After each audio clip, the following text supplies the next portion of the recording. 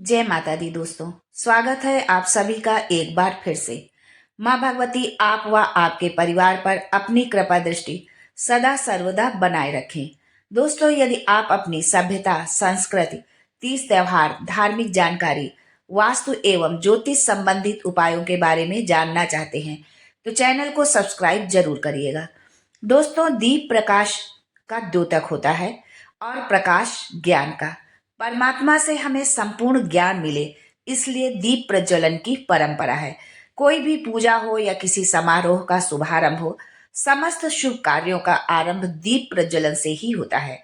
इसके साथ ही दीप प्रज्वलन का एक कारण और हमारे शास्त्रों में बताया गया है कि जब हम किसी पूजा पाठ या अनुष्ठान में दीप प्रज्वलित करते हैं तो ये हमारे पूजा पाठ का साक्षी होता है, गवाह होता है कि हमने क्या किया और कैसे किया, किस भाव से किया।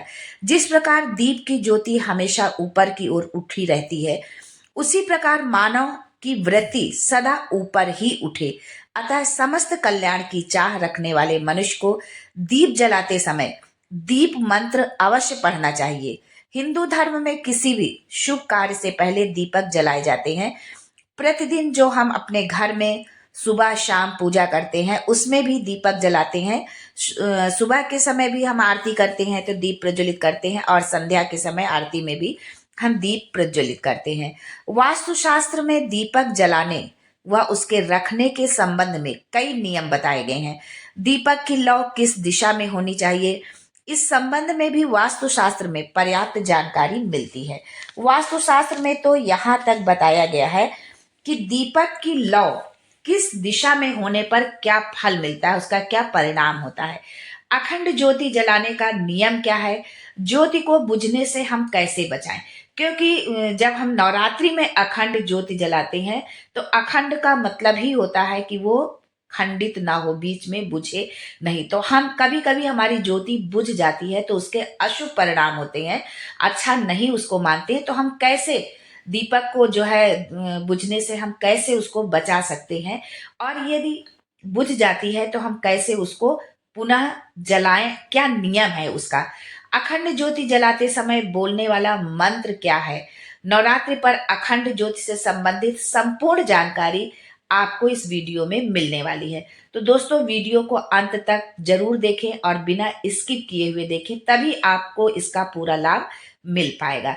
लेकिन ये सब जानने से पहले आपसे रिक्वेस्ट करती हूँ कि वीडियो को लाइक करिएगा, दोस्तों को शेयर कर दीजिएगा, और अगर आपने अभी तक हमारे चैनल अक्षमा सक्सेस लाइव को सब्सक्राइब नहीं किया है तो चैनल को सब्सक्राइब करके बेल आइकन जरूर दबाइएगा। दोस्तों, अखंड ज्योति को इस उद्देश्य से जलाया जाता है कि घर की नकारात्मकता का अंत हो, परिवार की बाधाएं समस्याएं जो भी हैं वो सब दूर हो और परिवार में खुशहाली और संपन्नता आए। इसलिए ज्योति को प्रज्वलित करने से पहले ये मंत्र जरूर आप बोलें। मंत्र है शुभम करोति कल्याणम, आरोग्यम धन संपदाम, शत्रु बुद्धि विनाशाय, दीपम ज्योति नमोस्तुते। मंत्र एक बार फिर से आप सुन ले। शुभम करोति कल्याणम, आरोग्यम धन संपदाम, शत्रु बुद्धि विनाशाय, दीपम ज्योति नमोस्तुते। अखंड ज्योति जलाते समय उसे कभी भी जो है सीधे आप उसको जमीन पर बिल्कुल भी ना रखें। दीपक रखने के लिए पहले किसी अन्न, जौ, चावल या गेहूं की आप ढेरी बना लें, उसके ऊपर दीपक रखें। यदि आप चावल के ऊपर रख रहे हैं तो आप चावल को रंग लें, जो है हल्दी से रंग लें या किसी कलर से रंग के, और अष्टदल कमल बनाए और उसके ऊपर जो है आप दीपक को प्रज्वलित करके रखें। यदि आप घी से अखंड ज्योति जला रहे हैं तो दाईं ओर रखें, जो आपने माँ की चौकी लगाई है उसके दाहिनी ओर आप अखंड ज्योति को रखें। और यदि आपने तिल के तेल से जलाई है तो अखंड ज्योति को बाईं ओर रखें। ज्योति को लेकर आप ये ध्यान रखें कि ये बुझने ना पाए। इसमें समय समय से आप तेल डालते रहें, उसकी बत्ती बढ़ाते रहें। जो है तेल घी जो भी आप दीपक में डाल रहे हैं वो समय से डालते रहें, उसकी बत्ती पर भी ध्यान दें। कभी कभी क्या होता है कि घी तेल तो दीपक में होता है लेकिन वो बत्ती जलते जलते उस जो है बुझ जाती है, तो इसका भी आप जरूर ध्यान रखें। हवा से बुझे ना, इसके लिए आप ज्योत पर कांच लगा सकते हैं, कांच का शीशा रख सकते हैं जो है उस पे। अगर आपने घर में अखंड ज्योति जलाई है तो तो इसे पूरी तरह से आप अकेला ना छोड़े और ना ही घर में आप ताला लगाएं। बहुत लोग घर में माँ की स्थापना करते हैं, अखंड ज्योत जलाते हैं, और कुछ लोग यदि घर में नहीं जला पाते तो किसी न किसी मंदिर में, माँ के मंदिर में जो है अखंड ज्योति जलाते हैं, पंडित जी को दे देते हैं तेल, और वो उसकी जो है पूरे नियम से वो ज्योति को जलाते हैं। तो यदि आप घर पर आपने ज्योति जलाई है तो घर को आप अकेला बिल्कुल भी ना छोड़ें। आप जिस दीपक में ज्योति जला रहे हैं वो दीपक अच्छी तरह से साफ होना चाहिए। यानी कि दीपक, यदि मान लीजिए कि मिट्टी का आप दीपक जला रहे हैं तो वो नया होना चाहिए। जला हुआ, पहले का इस्तेमाल किया हुआ यदि है दीपक तो वो उसका आप इस्तेमाल ना करें, और दीपक खंडित भी नहीं होना चाहिए। नया भी यदि आप दीपक खरीद करके ला रहे हैं मिट्टी का तो वो टूटा हुआ ना हो, अच्छी से देख कर आप लाएं। पूजा में टूटा दीपक इस्तेमाल करना शुभ नहीं माना जाता है। अखंड ज्योति जलाते समय उसकी बाती जो आप बनाते हैं वो मौली से, जो कलावा आप होता है पूजा में यूज किया जाता है, उससे आप अखंड उसकी बत्ती बनाएं। और उसको बत्ती बनाना कैसे कि अपने आप हाथ से 1.25 हाथ जो है उसको नाप लें, और उसको फिर डबल करके जैसे बत्ती को ऐंठते हैं वैसे बाती आप बना लें, और फिर जो है आप इसको अखंड ज्योति में इसकी जलाए तो बत्ती जो है जलती रहेगी लंबे समय तक जो है। यदि आपने मिट्टी का दीपक यदि आप जला रहे हैं तो उसको एक दिन पहले आप पानी में भिगो के आप उसको रख दें, उसके बाद उसको जो है अखंड ज्योति के लिए उसका प्रयोग करें। 9 दिनों तक ज्योति के जलते रहने का आपको पूरा ख्याल रखना होता है। 9 दिन पूरे होने के बाद ज्योति को बुझाना नहीं होता है कि 9 दिन पूरे हो गए और घी तेल है तो भी आपने ज्योत को बुझा दिया, ऐसा आपको भूल कर भी नहीं करना है। नेचुरल, स्वाभाविक रूप से जब तक वो जले उसको जलने दीजिए, जब अपने आप बुझ जाए तो वो बुझ जाने दीजिए। ईशान कोण यानी उत्तर पूर्व दिशा को जो है देवी देवताओं का स्थान माना जाता है। ये हम अपने वीडियो में कई बार इस बात को बता चुके हैं और पुनः ये दोहरा रहे हैं कि जो ईशान कोण होता है यानी उत्तर पूर्व का जो कोना होता है वो उस दिशा को देवी देवताओं का स्थान में, मतलब उस दिशा में देवी देवताओं का निवास स्थान होता है। इसलिए अखंड ज्योति पूर्व और दक्षिण कोण यानी आग्नेय कोण में रखना शुभ माना जाता है।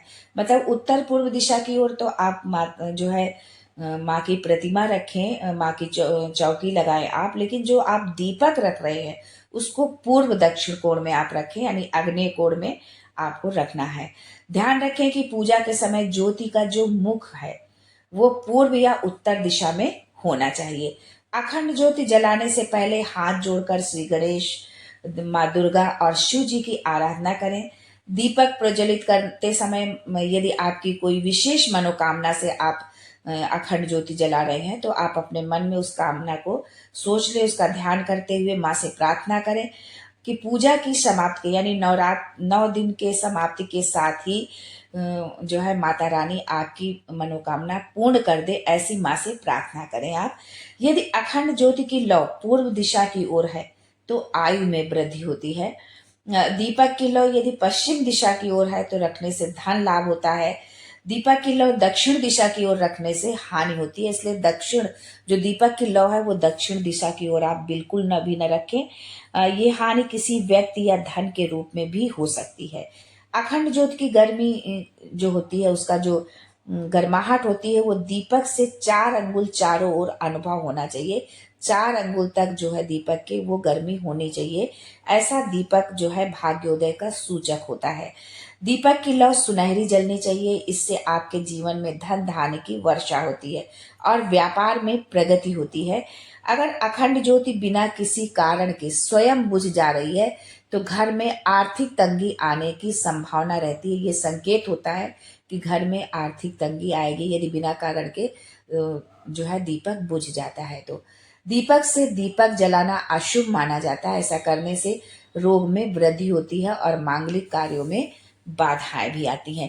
लेकिन जब आप नवरात्र के दौरान अखंड ज्योति जलाते हैं तो कभी कभी क्या होता है, हम उसमें घी तेल जो भी डाल रहे हैं डालते समय या दीपक की बत्ती बढ़ाते समय दीपक बुझ जाता है, और अखंड ज्योति यानी दीपक बुझना नहीं चाहिए।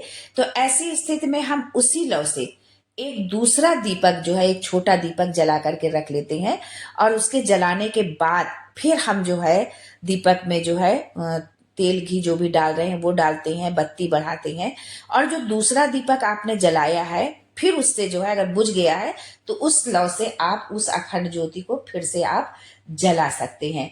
लेकिन जो आपने छोटा दीपक जलाया उसको भी आप बुझाएंगे नहीं, जब तक वो जले तब तक वो जलता रहे। जो है आपको अपने आप से बुझाना उसको नहीं है, इस बात का आप जरूर ध्यान रखें।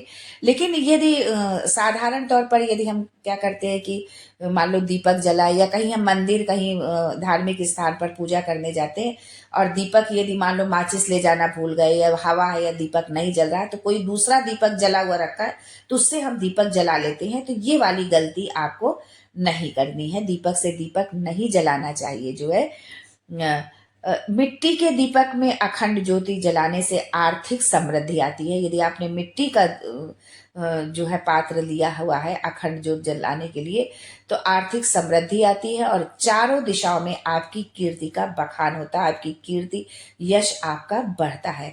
नवरात्र में अखंड ज्योति जलाने से घर परिवार में सुख शांति और पितृ शांति रहती है। शुद्ध घी का दीपक जला रखने से घर परिवार में त्वरित शुभ कार्य संपन्न होते हैं।